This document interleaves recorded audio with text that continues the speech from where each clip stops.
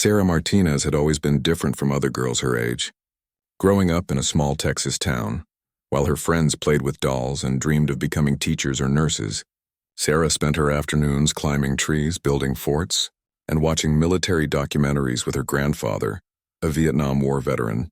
Her father worked long hours at the oil refinery, and her mother struggled with depression, leaving Sarah to find her own way most of the time. When Sarah turned 18, she shocked everyone by announcing her intention to join the military. Her guidance counselor tried to steer her toward college. Her mother worried about the dangers, and her friends couldn't understand why she would choose such a difficult path. But Sarah had made up her mind. She wanted to serve her country and prove that she was capable of more than what people expected from a small-town girl. The recruitment office was intimidating, filled with posters of strong men in uniform and stories of heroic battles. Sergeant Rodriguez, the recruiter, looked skeptical when Sarah walked in. She was barely 5 feet 4 inches tall and weighed only 125 pounds. Her long brown hair was tied back in a simple ponytail, and she wore a nervous smile that betrayed her youth and inexperience. "Are you sure about this, miss?" Sergeant Rodriguez asked, looking over her slight frame. "Military life is tough, especially for someone like you. Maybe you should consider the Air Force or Navy, something less physically demanding." Sarah's jaw tightened. She had heard these doubts her entire life.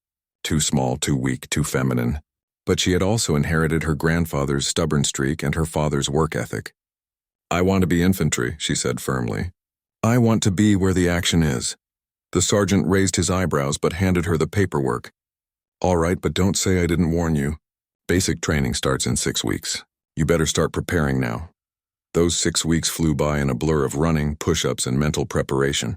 Sarah's grandfather, despite his initial concerns, became her biggest supporter. He shared stories of the soldiers he had served with, both men and women who had overcome incredible odds through determination and courage. He taught her practical skills like map reading, basic first aid, and how to clean and maintain weapons properly. "It's not about being the strongest or the fastest," he told her one evening, as they sat on the porch watching the sunset. "It's about heart. You've got more heart than most people I know, Sarah. Don't let anyone tell you different." When the day finally arrived to leave for basic training, Sarah's entire family gathered at the bus station. Her mother cried. Her father tried to hide his emotions behind a stern expression, and her grandfather gave her a small compass that had belonged to his father. "This will always point you home," he whispered in her ear as he hugged her goodbye. The bus ride to Fort Benning was long and filled with anxiety. Sarah looked around at her fellow recruits, mostly young men who seemed confident and eager. A few other women were scattered throughout the bus, but they kept to themselves, perhaps sensing the challenges that lay ahead. Sarah clutched her grandfather's compass in her pocket and reminded herself why she was there. Fort Benning was everything she had expected and more. The drill sergeants were intimidating, the barracks were sparse and unwelcoming, and the physical demands were immediate and intense. From the moment they stepped off the bus, Sarah and her fellow recruits were pushed to their limits. They ran miles before breakfast, performed countless exercises, and endured verbal challenges designed to break their spirit. Sarah quickly realized that she was at a disadvantage physically. While she had prepared as much as possible, she couldn't match the natural strength and size of her male counterparts. During the first week, she struggled with the obstacle courses, barely met the minimum requirements for push-ups, and fell behind during long runs. Her drill sergeant, Staff Sergeant Williams, seemed to take particular notice of her struggles. "Martinez," he would shout during exercises, "pick up the pace. Your enemies won't wait for you to catch your breath." Despite the challenges, Sarah refused to give up. While other recruits rested during free time, she practiced on the obstacle course. While they socialized, she did extra push-ups and sit-ups. Her bunkmate Jennifer, a tall girl from California, often found Sarah awake late at night studying field manuals by flashlight. "You're going to burn out," Jennifer warned her one night. "Nobody expects you to be perfect." "I expect me to be perfect," Sarah replied, not looking up from her manual. "If I can't keep up, I don't belong here." The first major test came during the 3rd week of training. The recruits were required to complete a 12-mile march carrying full gear, including a 40-pound backpack, weapon, and additional equipment. The march had to be completed within 3 hours, and anyone who failed would face serious consequences, possibly including discharge from the program. Sarah prepared mentally and physically for days. She adjusted her pack multiple times to distribute weight evenly, stretched extensively to prevent injury, and visualized completing the march successfully. When the morning arrived, she felt as ready as she could be, but doubt still gnawed at her stomach. The march began before dawn, with drill sergeants positioned along the route to monitor progress and provide motivation. The first few miles felt manageable, and Sarah maintained a steady pace with the main group. However, as the distance increased and the sun rose higher, the weight of her equipment became increasingly difficult to bear. By mile 8, Sarah was falling behind. Her legs burned, her shoulders ached from the pack straps, and sweat poured down her face despite the cool morning air. Several of her fellow recruits had already dropped out, unable to continue. The drill sergeants encouraged some and berated others, but Sarah barely heard them. Her world had narrowed to just putting one foot in front of the other. "Keep moving, Martinez." Staff Sergeant Williams appeared beside her, matching her slowing pace. "You've come too far to quit now." Sarah looked up at him, seeing something different in his expression. Instead of the usual stern disapproval, she saw what might have been respect. It gave her the strength to push forward, even as her body screamed for rest. With 2 miles remaining, she was among the last group of recruits still moving. But she was still moving. The finish line appeared like a mirage in the distance, and Sarah summoned every ounce of remaining energy to cross it. She collapsed immediately afterward, exhausted but triumphant. She had completed the march with minutes to spare, proving to herself and everyone watching that determination could overcome physical limitations. That night, as Sarah lay in her bunk recovering, she realized that something fundamental had changed. She had faced her first real test and passed. The road ahead would be long and difficult, but she had taken the first crucial step toward proving that she belonged in this world of warriors. The weeks following the 12-mile march brought new challenges and unexpected changes for Sarah. Word of her determination had spread among the drill sergeants, and while they didn't go easy on her, there was a subtle shift in how they treated her. Staff Sergeant Williams began pulling her aside for additional training, focusing on techniques that would help her maximize her strengths, rather than simply trying to match her larger counterparts pound for pound. Speed and accuracy. "Martinez," he told her during one late afternoon session on the shooting range, "you'll never overpower a 200-pound enemy soldier, but you can outthink him and outshoot him." Sarah absorbed every word of advice, practicing until her movements became automatic, and her aim became deadly precise. Her fellow recruits began to notice her progress as well. Jennifer, her bunkmate, started asking for help with weapons maintenance, recognizing that Sarah's attention to detail was superior to most. Even some of the male recruits, who had initially dismissed her as someone who wouldn't last through basic training, began seeking her assistance with technical aspects of their training. However, not everyone was supportive. A group of recruits led by a large man named Thompson from Alabama continued to view Sarah as a liability. They made snide comments about women in combat, questioned whether she could be trusted in a real firefight, and generally made her life more difficult whenever the drill sergeants weren't watching. "You're going to get someone killed," Thompson told her one day after a particularly challenging squad exercise. "When bullets start flying, we need people we can count on, not someone we have to protect." Sarah felt the familiar fire rise in her chest, but she had learned to control her temper. Instead of responding with anger, she looked Thompson directly in the eyes and said calmly, "Then I guess I'll have to make sure I'm someone you can count on." The opportunity to prove herself came sooner than expected. During the 8th week of basic training, the recruits faced their most challenging exercise yet, a simulated combat scenario in which they had to work as a team to complete multiple objectives while under simulated enemy fire. The exercise would test everything they had learned about tactics, teamwork, and leadership under pressure. Sarah's squad was assigned to capture a mock enemy position while dealing with various obstacles and challenges along the way. Thompson was designated as squad leader, a decision that clearly pleased him and worried Sarah. She knew he would be looking for any excuse to prove his point about her unsuitability for combat. The exercise began before dawn in a heavily wooded training area designed to simulate battlefield conditions.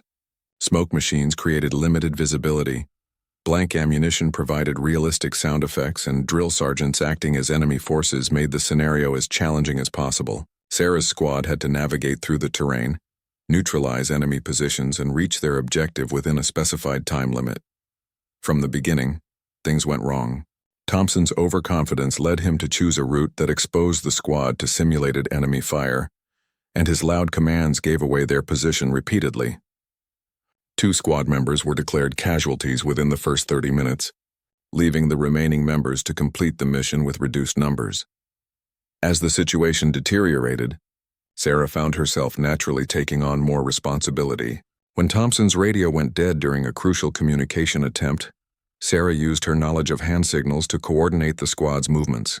When they encountered an unexpected obstacle that required precise marksmanship to overcome, Sarah's superior shooting skills proved invaluable. The turning point came when Thompson himself was declared a casualty after making a tactical error that exposed him to enemy fire. According to the exercise rules, leadership automatically passed to the next most senior member of the squad, which happened to be Sarah. Some of the remaining squad members looked skeptical, but they were running out of time and options. Sarah quickly assessed the situation and developed a new plan. Instead of trying to overpower the enemy positions with direct assault, she proposed a more subtle approach that relied on stealth, timing, and coordinated actions. She divided the remaining squad members into 2 teams, each with specific objectives that supported the overall mission. "We're not the biggest or the strongest," she told them quietly as they prepared to execute the plan. "But we're smart, and we work together. That's going to be enough." The plan worked brilliantly. Sarah's team successfully flanked the main enemy position, while the second team created a diversion, allowing them to complete the primary objective with time to spare. When the exercise ended and the drill sergeants called a halt to the simulation, Sarah's squad had not only completed their mission, but had done so more efficiently than any other squad that day. Staff Sergeant Williams approached Sarah as she was cleaning her equipment after the exercise. His expression was unreadable, and Sarah prepared herself for criticism or analysis of her performance. Instead, he simply nodded and said, "Good work, Martinez. That's the kind of leadership we need in the field." The praise felt better than any physical accomplishment Sarah had achieved during her training. More importantly, she noticed a change in how her fellow recruits treated her after the exercise. Thompson, despite his earlier hostility, approached her the next day and grudgingly admitted that her plan had been sound. Even the recruits who had previously ignored her began seeking her input on tactical problems and showing her the respect she had been working to earn. As basic training entered its final weeks, Sarah found herself being selected for additional responsibilities and advanced training opportunities. She was chosen to represent her company in a marksmanship competition, assigned to lead physical training sessions for struggling recruits, and given opportunities to work closely with experienced drill sergeants on refining training procedures. The most significant development came during a conversation with Staff Sergeant Williams about her future military career. He had been observing her performance throughout basic training and had taken note of her unique combination of intelligence, determination, and leadership potential. "Have you thought about what you want to do after basic training?" he asked her one evening as she practiced maintenance procedures on her weapon. "Infantry, Sergeant," Sarah replied without hesitation. "That's what I signed up for." "That's what you signed up for," he agreed, "but maybe you should think bigger. There are opportunities in the military for people with your skills and mindset. Special operations, for instance." Sarah looked up from her weapon, surprised. Special operations had always seemed like something reserved for the most elite soldiers, typically men with exceptional physical abilities. The idea that she might be considered for such a role had never occurred to her. "I'm not sure I'm qualified for something like that," she said honestly. Staff Sergeant Williams smiled, the first time Sarah had seen such an expression on his face. Qualification isn't just about how much you can bench press or how fast you can run. It's about how you think under pressure, how you solve problems, and how you lead others when everything is falling apart. You've shown all of those qualities. He pulled out a folder and handed it to her. These are information packets about various special operations programs. Look them over, think about what interests you, and let me know. I think you might be surprised by what opportunities are available. That night, Sarah spread the information packets across her bunk and studied them carefully.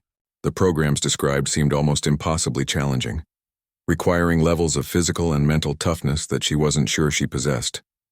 But as she read about the missions and responsibilities, she felt the same excitement that had driven her to join the military in the first place. Jennifer watched her studying the materials with curiosity. Special ops? She asked, looking over Sarah's shoulder at the documents. Maybe, Sarah replied, still not quite believing she was seriously considering it. Sergeant Williams thinks I might have what it takes. If he thinks so, then you probably do, Jennifer said. He doesn't give compliments lightly. As Sarah lay awake that night, she thought about how far she had come since that first day at the recruitment office. The scared girl from small-town Texas seemed like a different person now. She had proven to herself and others that physical limitations could be overcome with intelligence, determination, and teamwork. The question now was whether she was ready to take on even greater challenges. Sarah's graduation from basic training was a moment of triumph that felt both satisfying and bittersweet. As she stood in formation wearing her dress uniform, she could see her family in the audience, their faces beaming with pride. Her grandfather sat in his wheelchair, wearing his old military medals, tears streaming down his weathered cheeks. Her mother had traveled from Texas despite her fear of flying, and her father had taken time off from the refinery for the first time in years. After the ceremony, as families gathered with their newly graduated soldiers, Sarah's grandfather pulled her aside. "Your grandmother would have been so proud," he whispered, pressing something into her hand. When she looked down, she saw his Purple Heart medal, the one he had earned in Vietnam. "This belongs to warriors," he said simply. "You've earned the right to carry it." Following graduation, Sarah reported to Fort Campbell for her initial infantry assignment. She had decided to postpone her decision about special operations, wanting to gain more experience and prove herself in a regular unit first. The transition from the controlled environment of basic training to an operational infantry company presented new challenges and opportunities. Her new company commander, Captain Johnson, was a veteran of multiple combat deployments who had a reputation for being fair but demanding. During her initial interview, he reviewed her training records with interest, paying particular attention to the notes from Staff Sergeant Williams about her leadership potential and tactical thinking. "Your test scores are impressive, Martinez," Captain Johnson said, looking up from her file. "But scores on paper don't always translate to performance in the field. You'll start like everyone else, and you'll earn your place through your actions, not your potential."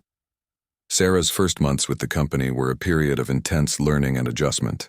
She was assigned to First Squad, led by Staff Sergeant Brown, a tough but experienced non-commissioned officer who had served 3 combat tours in Afghanistan. The other members of the squad were initially skeptical of the new soldier, especially given her small stature and the fact that she was one of only 3 women in the entire company. The physical demands of regular infantry life were different from basic training, but no less challenging. Long training exercises, equipment maintenance, and the constant pressure to maintain peak physical condition tested Sarah's endurance daily. However, she had learned to work smarter rather than harder, developing techniques and strategies that allowed her to keep pace with her larger squad mates. Her first real test came during a major training exercise designed to simulate combat conditions. The company was tasked with conducting a complex mission involving multiple phases, coordination with other units, and adaptation to changing circumstances. Sarah's squad was assigned a reconnaissance role, requiring them to gather intelligence while remaining undetected. The exercise took place over several days in rugged terrain that tested every aspect of their training. Sarah's attention to detail and careful observation skills proved invaluable as she identified enemy positions and movement patterns that others had missed. Her small size, which had seemed like a disadvantage, actually helped her move through the terrain more quietly and hide in places where larger soldiers couldn't fit. On the second day of the exercise, Sarah's squad encountered an unexpected situation when they discovered that enemy forces had changed their positions from what intelligence had predicted. Staff Sergeant Brown faced a difficult decision: abort the mission and report the changed conditions, or adapt their approach and continue with their assignment. Sarah studied the new enemy positions and suggested an alternative route that would allow them to complete their mission while avoiding detection. Her plan required precise timing and coordination, but it offered the best chance of success given the changed circumstances. Staff Sergeant Brown listened to her proposal, asked several detailed questions to test her reasoning, and then decided to implement her plan. The mission succeeded flawlessly. Sarah's squad not only gathered the required intelligence, but also identified additional enemy capabilities that proved crucial to the overall exercise outcome. When the exercise concluded, their performance was highlighted during the after-action review, and Sarah received her first official commendation for tactical excellence. More importantly, the success earned her the respect and acceptance of her squadmates. They began treating her as a full member of the team, rather than someone they had to accommodate or protect. Staff Sergeant Brown started giving her additional responsibilities, and including her in planning discussions that were typically reserved for more senior soldiers. The positive momentum continued over the following months as Sarah consistently demonstrated her value to the unit. She volunteered for additional training opportunities, helped younger soldiers adapt to military life, and showed leadership qualities that impressed her superiors. Her performance evaluations were consistently excellent, and she was promoted ahead of schedule. During this period, Sarah maintained contact with Staff Sergeant Williams, who continued to encourage her to consider special operations training. He sent her information about various programs and occasionally called to discuss her progress and future goals. While Sarah appreciated his interest and support, she remained focused on excelling in her current role. The conversation that would change Sarah's trajectory came during a visit from a group of special operations recruiters who were conducting briefings for selected personnel throughout the base. Sarah had been invited to attend based on her performance record, though she approached the briefing more out of curiosity than serious interest. The briefing was led by Master Sergeant Torres, a veteran of multiple special operations deployments who commanded immediate attention simply by walking into the room. He spoke about the unique challenges and opportunities available in special operations, emphasizing that the work required not just physical capability, but intelligence, adaptability, and strong character. Special operations isn't about being the strongest person in the room, Master Sergeant Torres explained. It's about being the right person for the mission. Sometimes that means someone who can kick down doors and clear buildings. Sometimes it means someone who can think their way out of impossible situations or lead others when everything is going wrong. After the briefing, Master Sergeant Torres approached Sarah individually. "I've been reviewing the personnel files of everyone who attended today," he said. "Your record stands out. Have you considered applying for special operations training?" "I've thought about it," Sarah replied honestly, "but I'm not sure I meet the physical standards." Master Sergeant Torres smiled. "The physical standards are important, but they're not the only standards. We've had success with soldiers who compensate for physical limitations with exceptional mental capabilities and leadership skills. The question isn't whether you can pass the fitness test on day one. The question is whether you have the character and determination to become someone who can." He handed her a packet of information. "There's a pre-selection course starting in 6 weeks.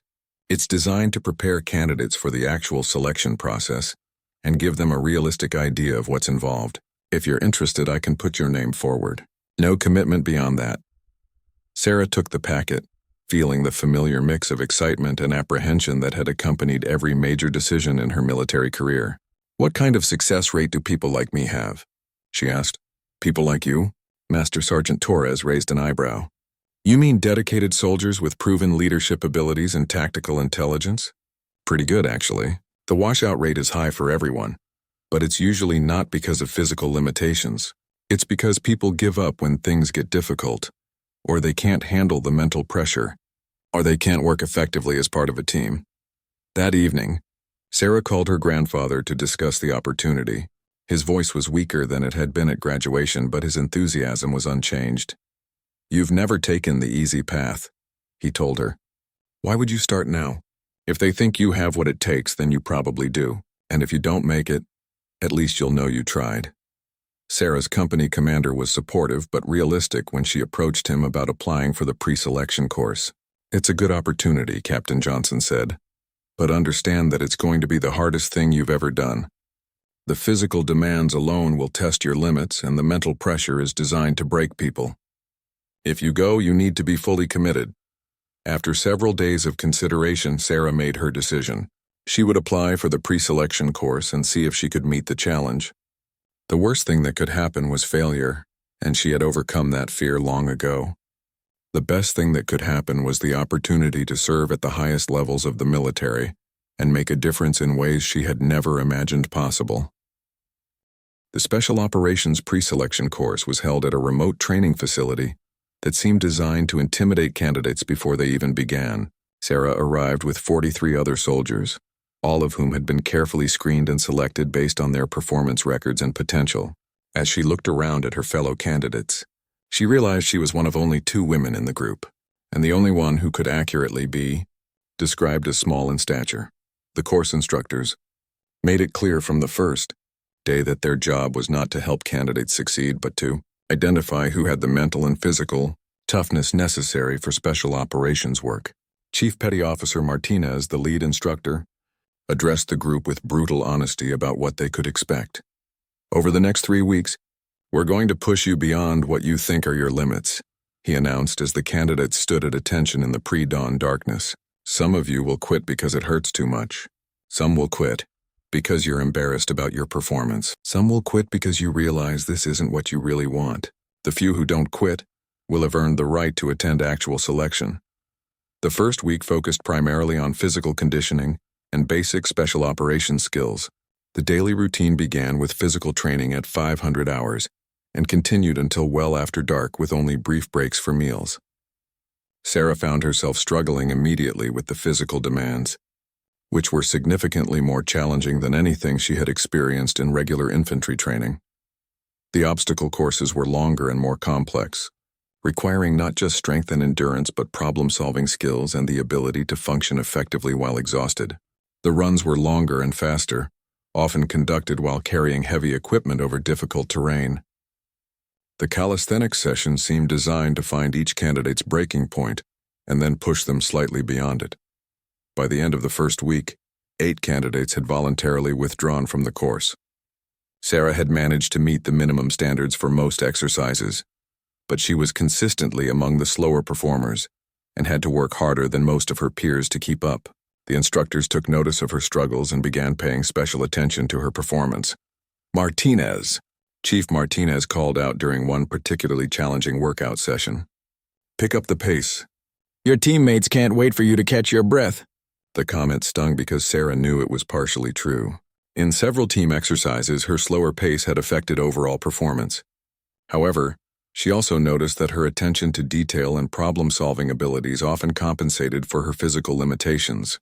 When teams had to navigate complex courses or solve tactical problems under pressure, her contributions were valuable and recognized by her teammates. The second week introduced more advanced skills, including weapons training, communications, and basic medical procedures. Sarah excelled in these areas, consistently scoring among the highest in the group on written exams and practical applications. Her marksmanship skills, honed through months of practice, were superior to most of her peers, and her ability to maintain equipment and solve technical problems impressed the instructors.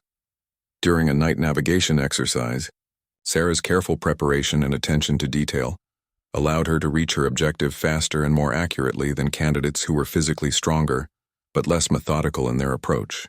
When the exercise concluded, Chief Martinez pulled her aside for one of his rare private conversations with candidates. "Your test scores and technical skills are excellent," he told her bluntly, "but special operations isn't just about being smart or accurate. In the field, you'll need to keep up with teammates who may be bigger and stronger than you. How do you plan to handle that?" Sarah had been thinking about this question since the course began. "I can't change my size," she replied, "but I can make sure I'm better prepared, better trained, and more committed than anyone else. If someone has to carry extra weight because I'm struggling, I'll make sure I contribute in other ways that make the team more effective overall."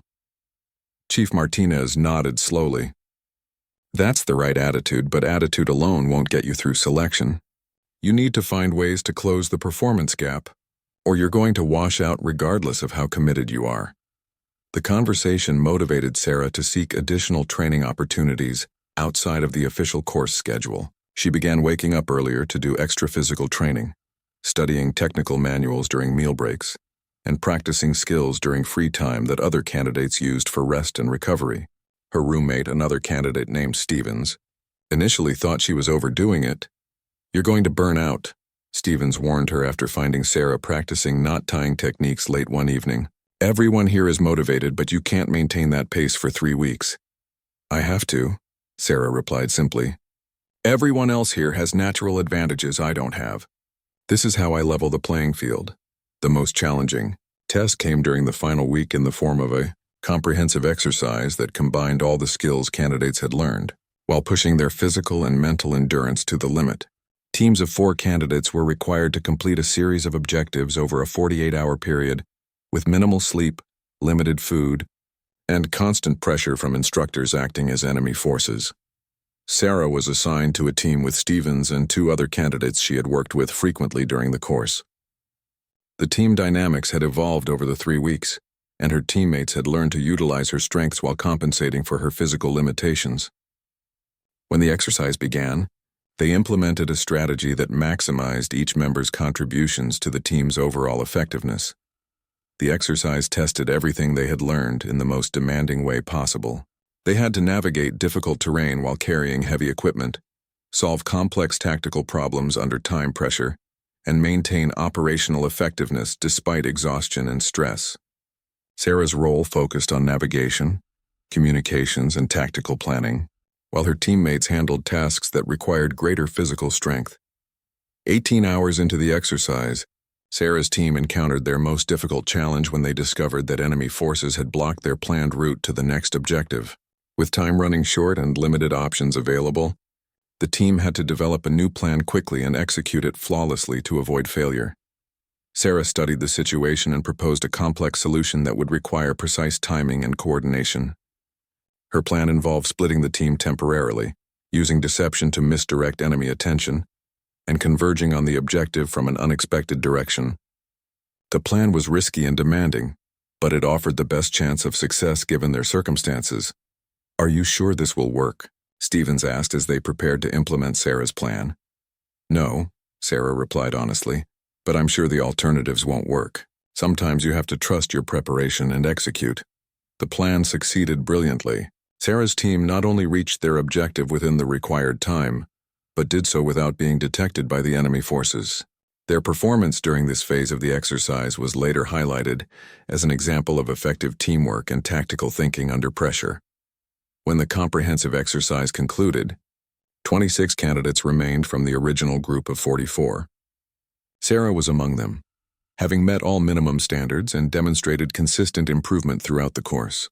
More importantly, she had earned the respect of her fellow candidates and shown the instructors that she could contribute effectively to team operations despite her physical limitations.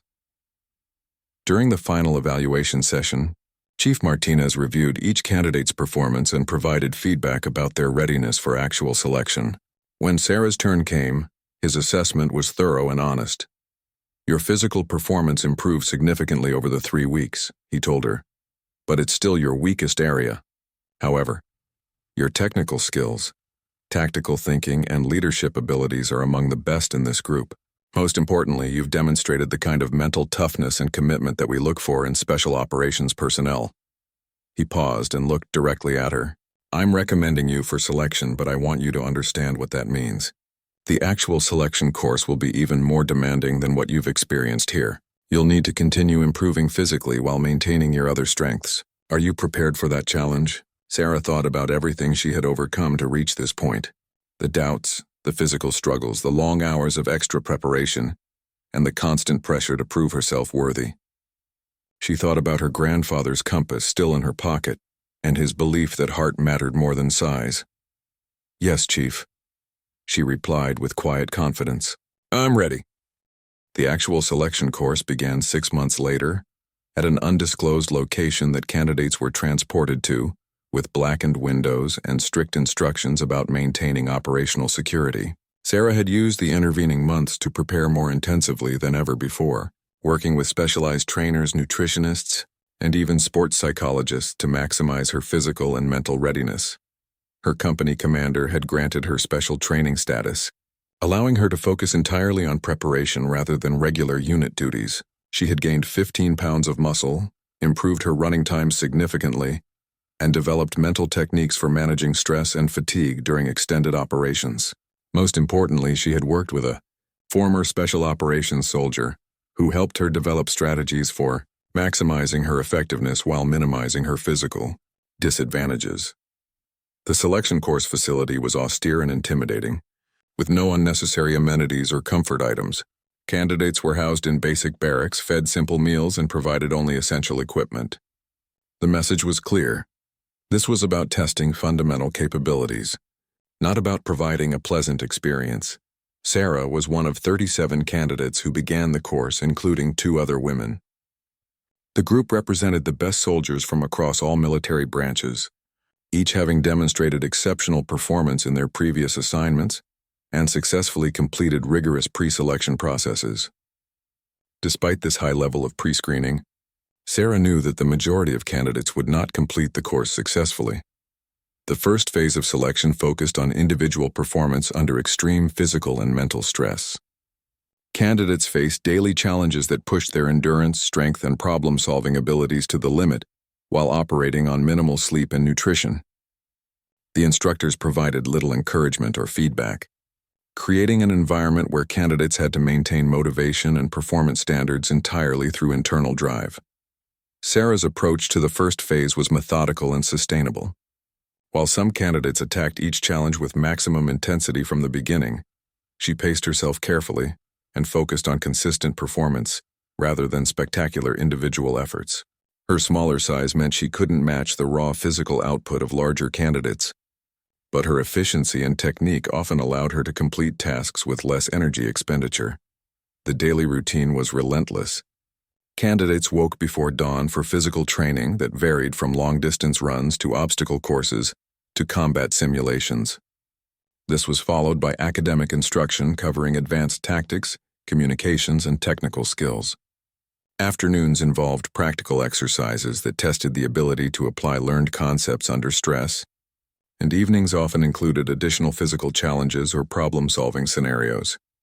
By the end of the first week, 6 candidates had been removed from the course for various reasons, including injury, failure to meet minimum standards, and voluntary withdrawal. Sarah had consistently met all requirements, though she remained among the candidates who had to work hardest to do so. Her instructors noted her dedication and consistency, but provided no indication of how they viewed her overall prospects. The second phase introduced team-based challenges that required candidates to work together while competing against each other for limited positions in the final phase. This created complex dynamics where candidates had to balance individual performance with team effectiveness, knowing that helping others might reduce their own chances of success. Sarah found herself in a difficult position during this phase. Her technical skills and tactical knowledge made her a valuable team member, but her physical limitations sometimes slowed down team performance in ways that affected everyone's evaluation. She had to find ways to contribute that outweighed any negative impact while continuing to meet individual performance standards. The solution came through leadership, opportunities that allowed Sarah to maximize her impact on team performance. During a complex navigation exercise in mountainous terrain, she was selected as team leader for a group of 6 candidates tasked with reaching multiple objectives while avoiding simulated enemy forces. Sarah's careful planning and attention to detail proved crucial when the team encountered unexpected obstacles that required quick adaptation. Instead of trying to match the physical pace of her teammates, she positioned herself where her skills could be most effective while ensuring the team operated efficiently as a unit. Her leadership during this exercise resulted in her team completing all objectives faster than any other group. The instructors began giving Sarah more challenging individual assignments that played to her strengths. She was tasked with planning complex infiltration routes, solving technical problems under extreme time pressure, and mentoring struggling candidates in areas where she excelled. These assignments allowed her to demonstrate value that extended beyond pure physical performance. One of the most significant tests came during a 72-hour exercise that simulated a real-world special operations mission. Candidates were divided into teams and given objectives that required them to operate independently with minimal support while dealing with constantly changing conditions and unexpected challenges. Sarah's team was assigned a reconnaissance mission that required them to gather intelligence on a simulated enemy installation while remaining undetected. The mission demanded careful planning, precise execution, and the ability to adapt when things went wrong.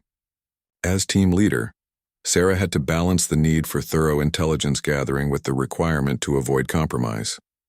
The mission began well, with Sarah's team successfully infiltrating the target area and establishing observation positions. However, on the second day, they discovered that enemy patrol patterns had changed significantly from what intelligence had predicted. The new patterns would make their planned extraction route extremely dangerous and likely to result in detection. Sarah faced a critical decision. She could abort the mission and extract with the intelligence they had already gathered, which would be a safe but incomplete success. Alternatively, she could adapt their approach to gather the remaining required information, which would involve significant additional risk, but would complete the mission fully. After consulting with her team, Sarah decided to modify their approach. She developed a plan that would allow one team member to gather the remaining intelligence, while the others created a diversion that would mask the intelligence gathering activity. The plan required precise timing and execution, with no margin for error. The modified plan worked perfectly. Sarah's team not only gathered all required intelligence, but did so without being detected by enemy forces. When the exercise concluded, their performance was rated as the most successful of all participating teams. The mission success demonstrated Sarah's ability to think clearly under pressure, adapt to changing circumstances, and lead effectively in high-stress situations. Following the team exercises, candidates entered the final individual assessment phase.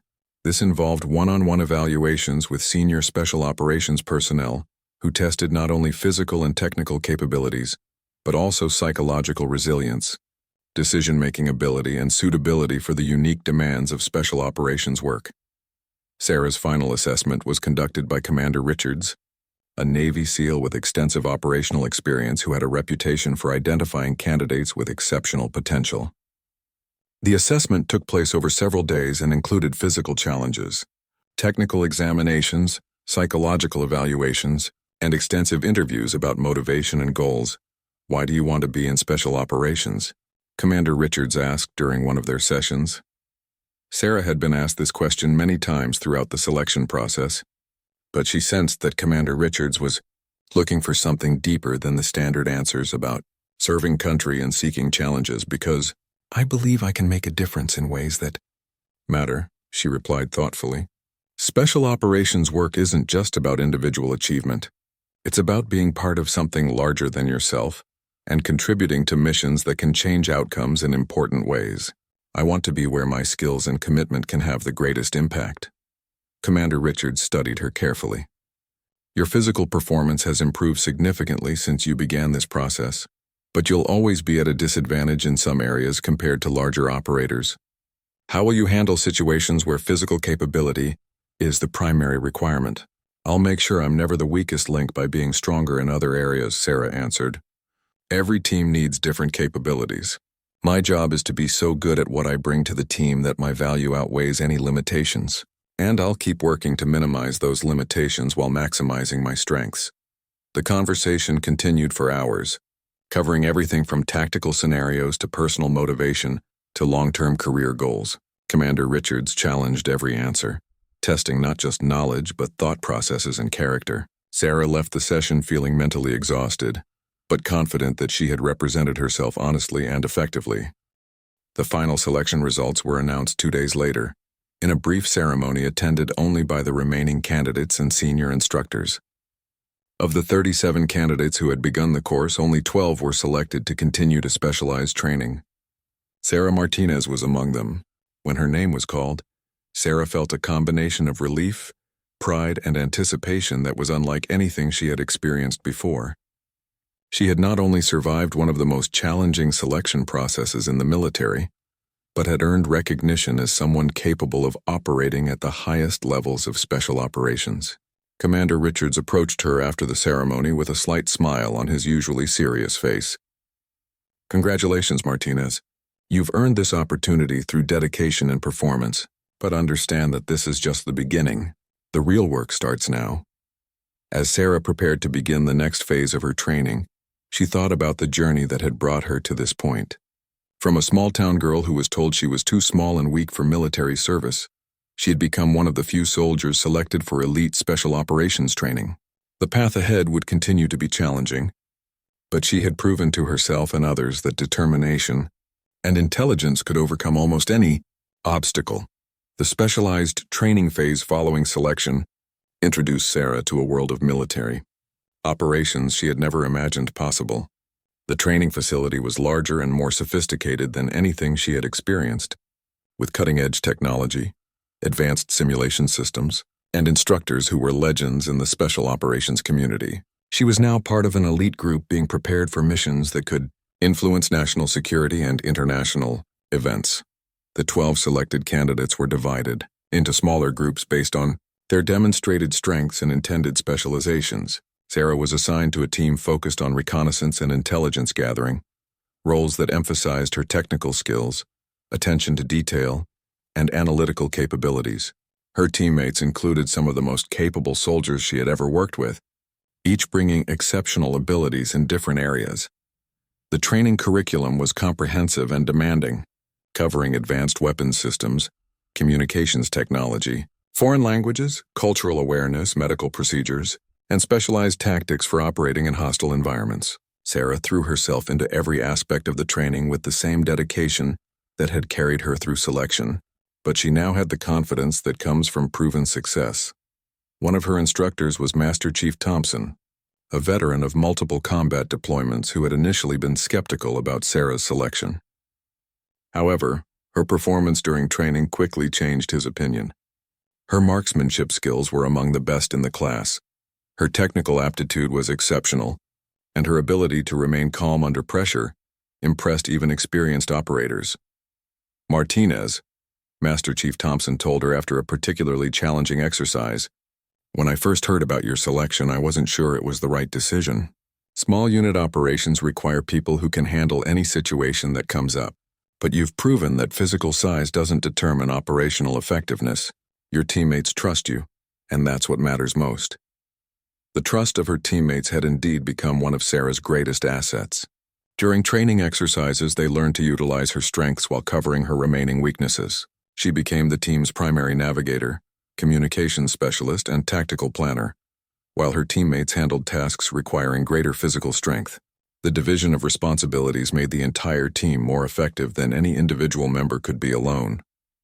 6 months into specialized training, Sarah's team was selected for their first real-world deployment. The mission was classified, but it involved providing intelligence support for a larger operation in a region where American forces were not officially present. For Sarah, it represented the culmination of everything she had worked toward since joining the military. The deployment preparation was intense and thorough. Team members received detailed briefings about the operational environment, potential threats, and mission objectives. They practiced their assigned roles repeatedly until every movement became automatic, and they developed contingency plans for various scenarios that might develop during the mission. Sarah's role involved operating advanced surveillance equipment, maintaining communications with headquarters, and analyzing intelligence data to support tactical decisions. Her technical skills and attention to detail made her ideally suited for these responsibilities, and her teammates relied on her expertise to keep them informed about changing conditions and emerging threats. The mission itself was conducted over several weeks in challenging terrain and hostile conditions. Sarah's team operated with minimal support, relying on their training and each other to accomplish objectives that were critical to the success of the larger operation. Despite facing several unexpected challenges and dangerous situations, they completed all assigned tasks successfully. During one particularly tense moment, Sarah's quick thinking and technical expertise prevented a potentially catastrophic communications failure that could have compromised the entire operation. Her ability to troubleshoot complex equipment under extreme pressure and find creative solutions to technical problems proved invaluable to mission success.